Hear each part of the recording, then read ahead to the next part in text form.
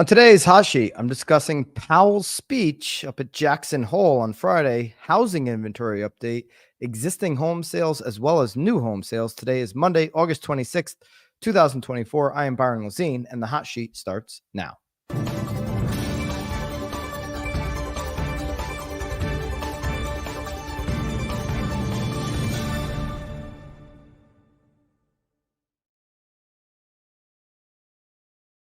Welcome into the Hot Sheet as we close out August this week. Just one more week left, and we're down to 4 months in 2024. It's been an interesting year, especially for those in the real estate industry. It's been extra spicy for all of you. Feel like now we are, 9 days past that great August 17th date, and I haven't heard any sky falling scenarios as of yet. I'm hopeful that your end of August is bringing you a lot of certainty and hopefully a lot of confidence in your abilities moving forward. Agents of Change, we meet here every single Monday through Thursday on the Hot Sheet to make sure that we can help consumers close that knowledge gap between what we know about the macro and the micro and their understanding level so that they can be educated to make the right decisions that they need to make. All right, here we go. We've got Powell from Friday over there at Jackson Hole. We've got housing inventory update this week, as well as existing home sales and new home sales. So there's just like so much. There's more information coming out this week. It won't be, won't be as action-packed as last week. We had a lot of different things going on there, but you never know. You never know in real estate, anything could pop up. All right.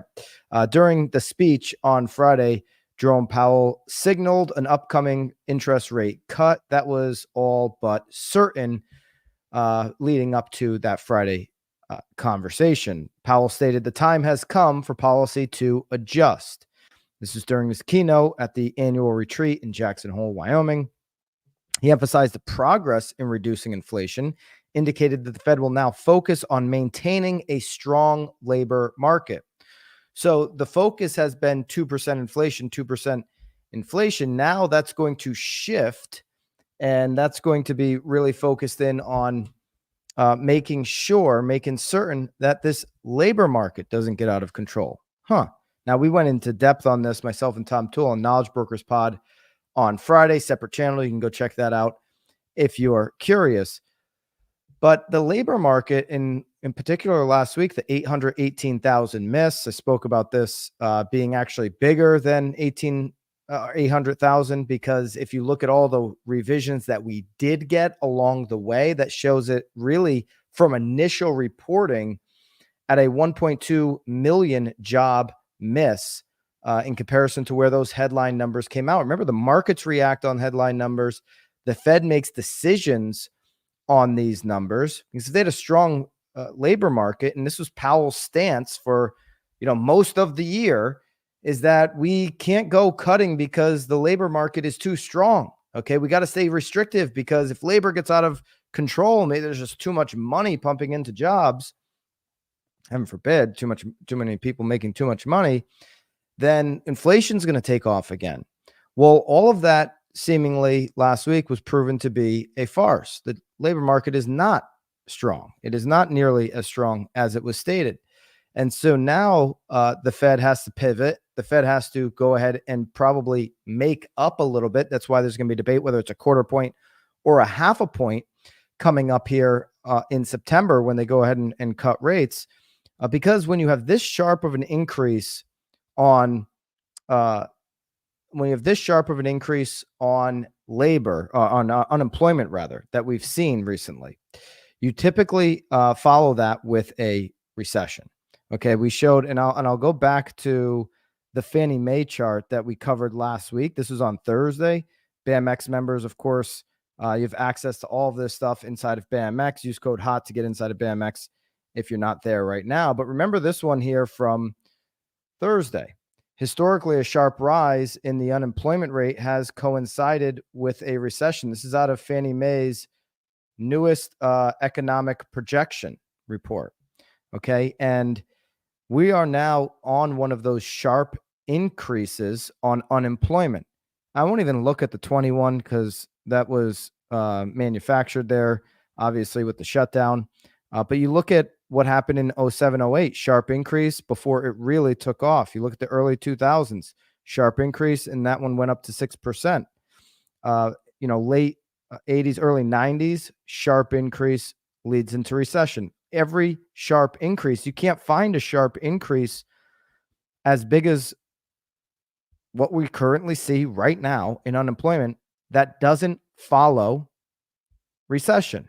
I'm not rooting for recession. I'm not fear mongering. I'm showing the data. The data shows that a sharp increase like this has always led, going back 45 years, has always led to recession. They point this out as the SAM rule. Okay. Now, maybe there's exceptions to the rule. Maybe this rule could be broken. Hasn't been broken in the last 45 years. We haven't seen that. So the question is, are we heading into a recession? And that's what Jerome Powell on Friday said that he wants to avoid, because a recession leads to further job loss. That's where you can see that unemployment go deeper over the next year, as we've seen on those past data points when that sharp line increases up. That's what the Fed wants to avoid. That's the dual mandate part of the Fed is go ahead and get inflation down to 2%, but not at the cost of everybody losing their job. Okay, they put out some charts here with the transcript of the Jerome Powell speech. Here are some of the speech figures and charts that were shared from Jackson Hole. You see PCE, which is their target, is almost at 2% target level now that we're trying to get to. But more interestingly to me, it's almost back at 2018 level. Remember, 2018 was the last time before COVID they started increasing the rate a little bit because they saw this number pop up. We're almost back at that 2018 level. And look, in 2018, we got inflation back down under 2% pretty quickly. Okay, and our federal interest rate is much higher than where we were in 2018. It's more than double right now. So the case could be made that, hey, we're going to get under this 2% here maybe next year, which would beat a lot of projections. You see the unemployment on the left going up at a higher rate than what they would want. This one here, civilian labor force, okay, the staff estimate is above the pre-pandemic trend. So the staff for the Fed is still estimating a bigger labor force than what the pre-pandemic trend was. Again, their statements on job, take this for what it's worth, because their statements on jobs up until this point this year have been a miss. Global supply chain pressure, that has come way down. So not dealing with an issue there like we were in the beginning of that inflation increase.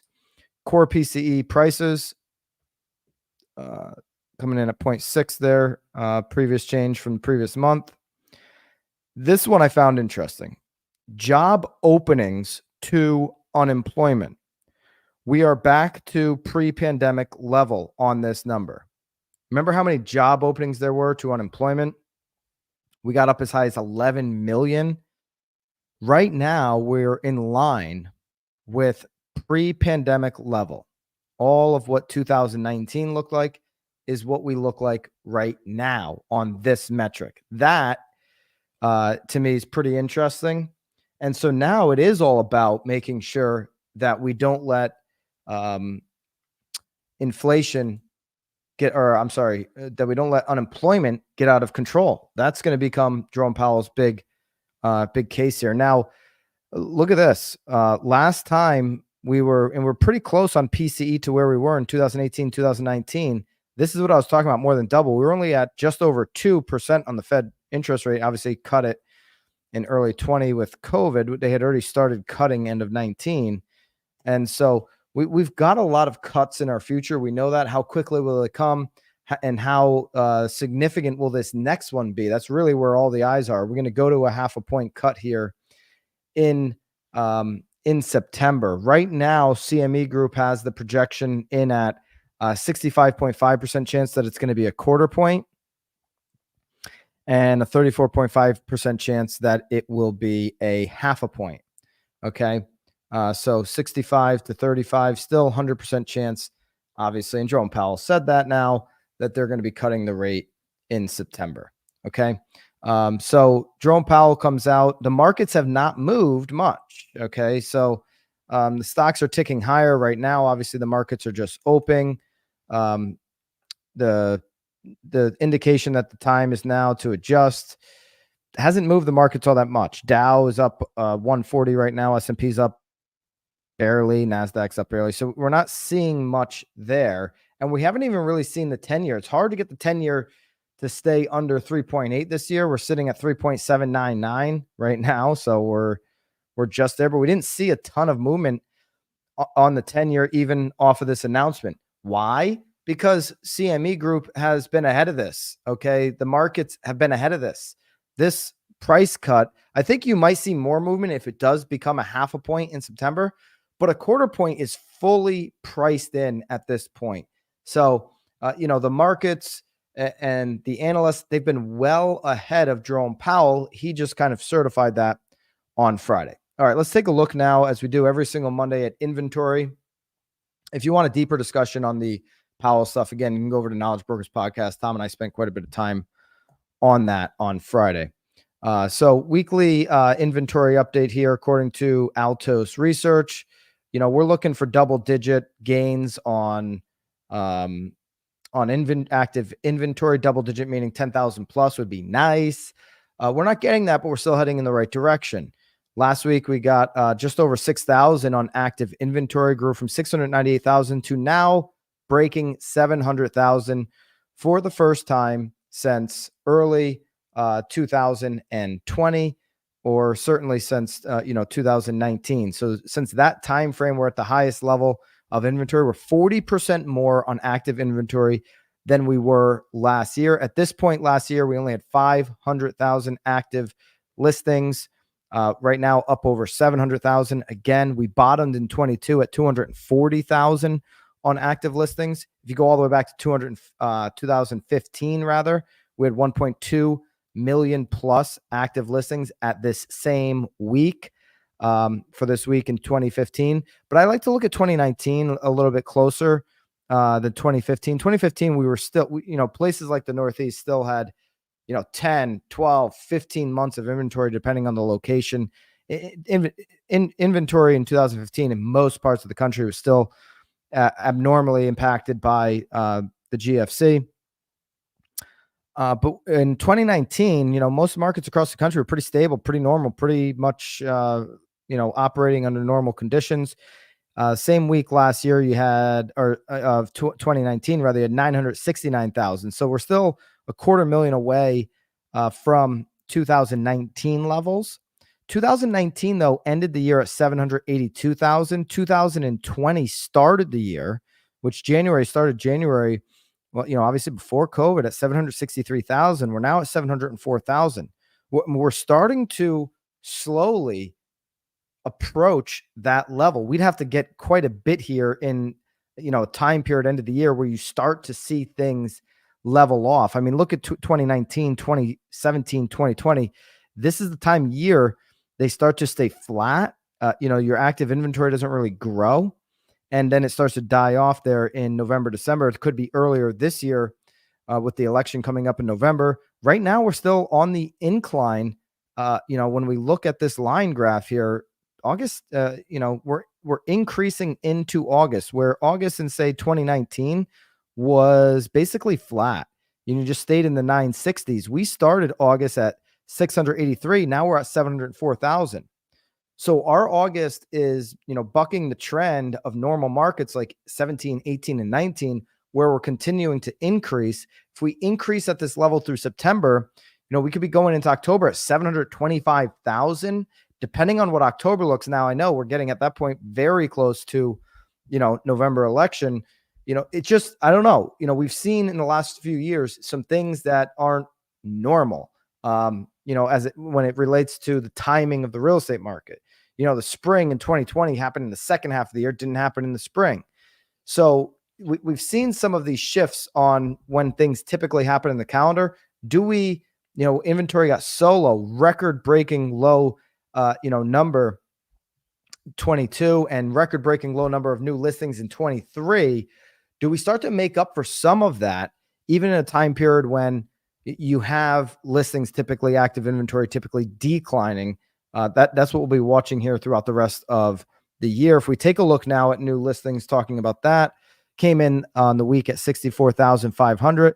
That's in line with where we were in 22 and 10,000 above 23. That's what we've seen commonly here recently, is about a 10,000 spread between same week of last year. In comparison, last year was obviously the lowest level ever recorded. So these aren't like, we're not shattering the earth here with these numbers, but they are healthier than last year. So a little bit of a pickup.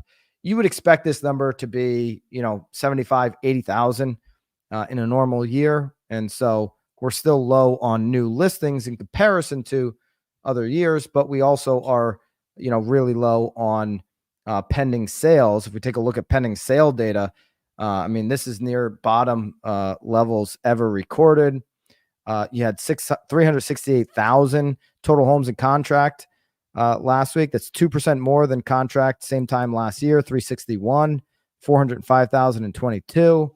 We're going to get to existing home sales with the NAR report here in just a minute, but we know where we're at on home sales. They're really low because of the affordability issues that we're faced with right now in this housing market. Properties with price cuts coming in at 40% right now. That's above last year's mark of 36 and above 22 at 39. 22 still had room to go. 23, continued to move up at this point last year and then before dropping off. So will this get above the 22 peak of, say, 43%? Right now looks likely that it actually will, be above 2022's level. About a third of homes in a normal market will price cut before they do sell. So right now coming in at 40%, a little bit higher. And that's just based on the demand not being where we'd like to see the demand for a normal housing market. This is one of those reasons mortgage purchase application has been down every week over week for the last 2 years, and currently still below every point in 2023 and of course 2022. So really riding a low point on mortgage purchase application data. We'll see what happens as the 30-year starts to move down and hopefully gets down under 6. Last week, we talked about Fannie Mae now saying, hey, end of 25 will be at 5.9. So that's an adjustment from where they were, because they still had us up over 6 to end 25. Now having us below 6 at the end of next year, there'll be a couple dynamics obviously at play there. We'll see what happens with jobs, and we'll see how aggressive the Fed does get going into the rest of the year. So there's your inventory update. Let's switch over now to existing home sales. Existing home sales, according to NAR, comes in at 3.95 million seasonally adjusted. The floor is 4 million. Okay, the floor is 4 million. We're below the floor. This is a really low number on existing home sales, 3.95 million. That's a seasonally adjusted annual rate. This number just came out on Friday. Month over month up 1.3%. Year over year down 2.5%. Inventory still hanging at 4 months on inventory. So that is still technically a seller's market when you look at across the country. I know there's pockets of the country, South Florida, you're probably in a buyer's market in most parts. Parts of Texas, you're in a buyer's market. There are buyer markets popping up now. Louisiana, certainly in that category.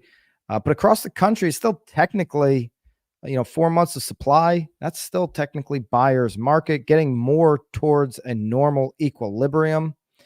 You got to be price point specific too. Median sale price coming in year over year up 4.2%. That's decelerating. That number was up over 6 at one point.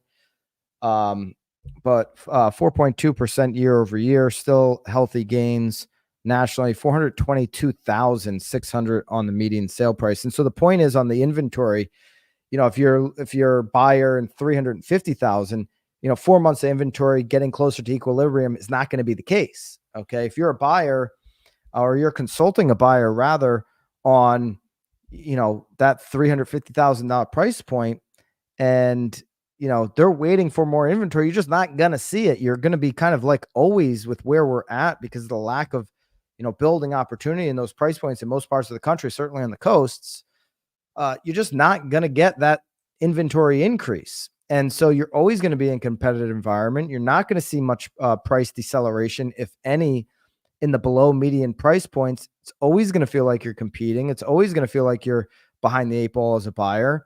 And I actually think right now, looking at this winter, it's probably in every price point a buying opportunity versus what's next year going to look like. We're going to have certainty, one way or another in the White House. We're going to know, at least for the next 4 years, what we have.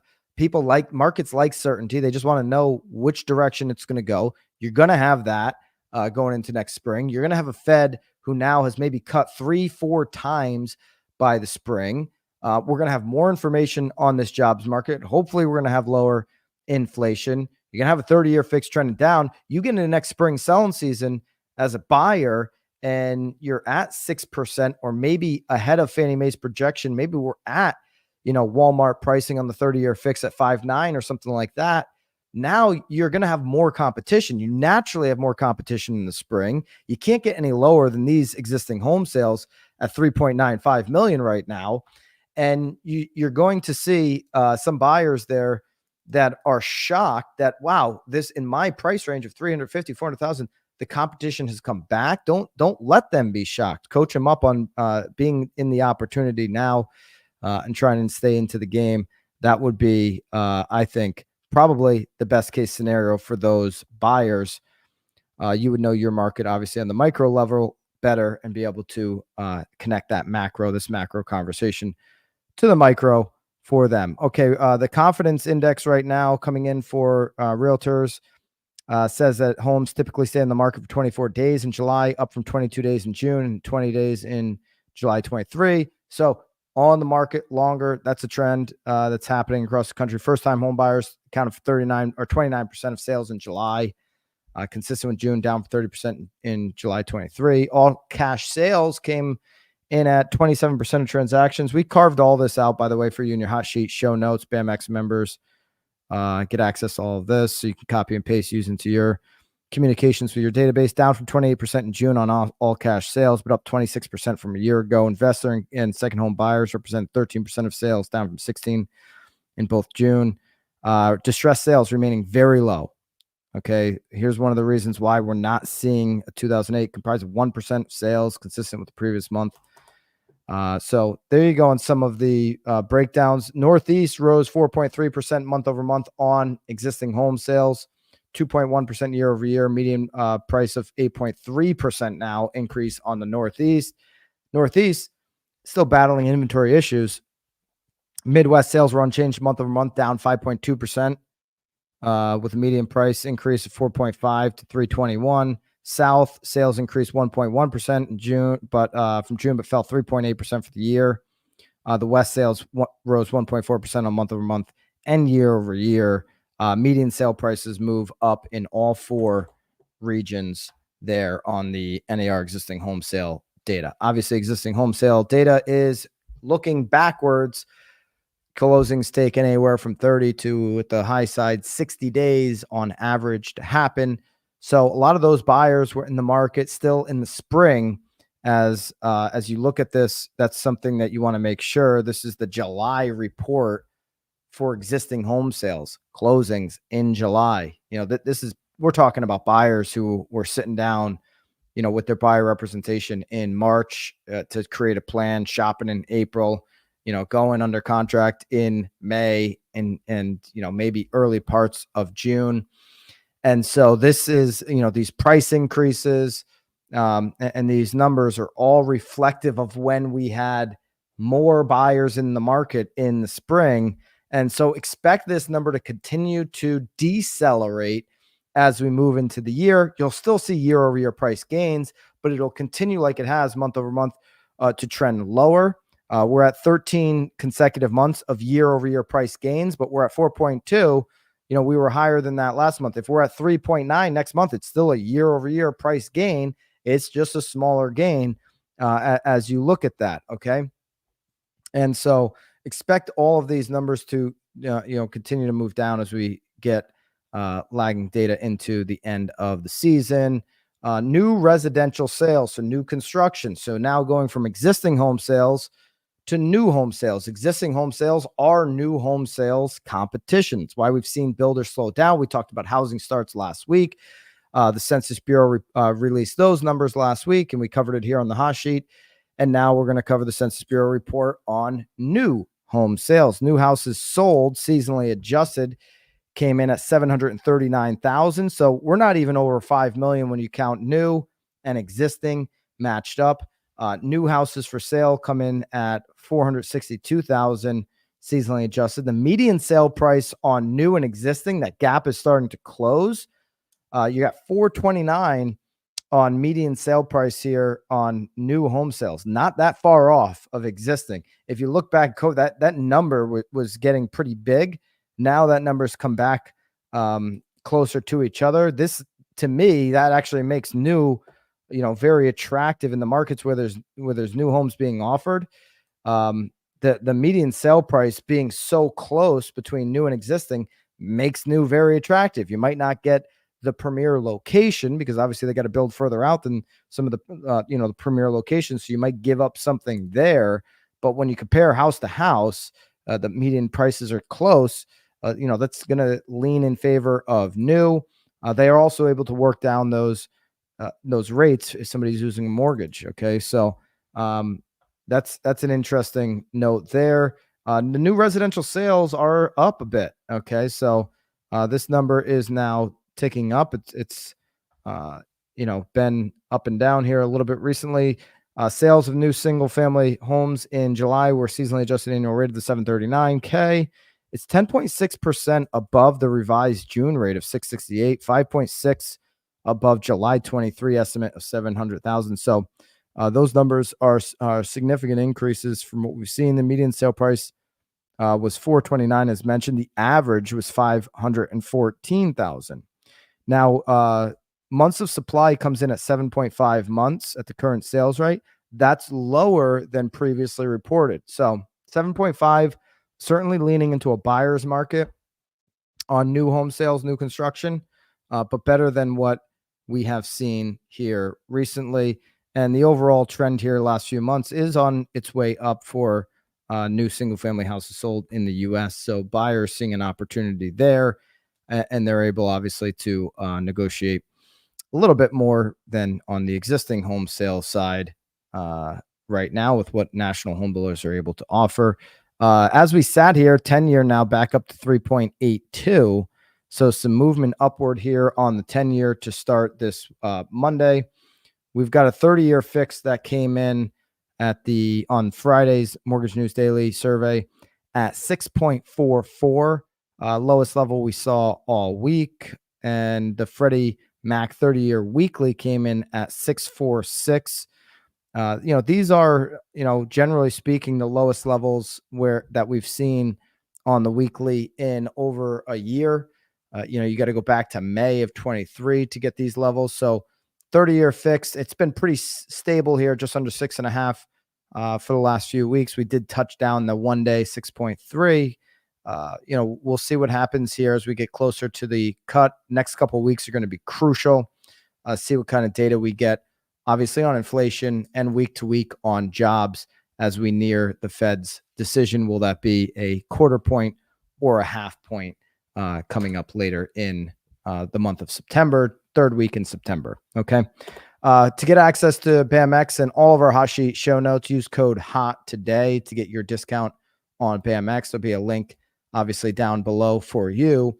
BAMX members also get 25% off of our event in October, BAM Mania, which will be held at Circa Las Vegas. Circa is a practically brand new facility at the Fremont section of Las Vegas. I don't think anybody's ever done a real estate event there. If you check it out, you'll see Stadium Swim and Legacy. We're having cocktail hours at both.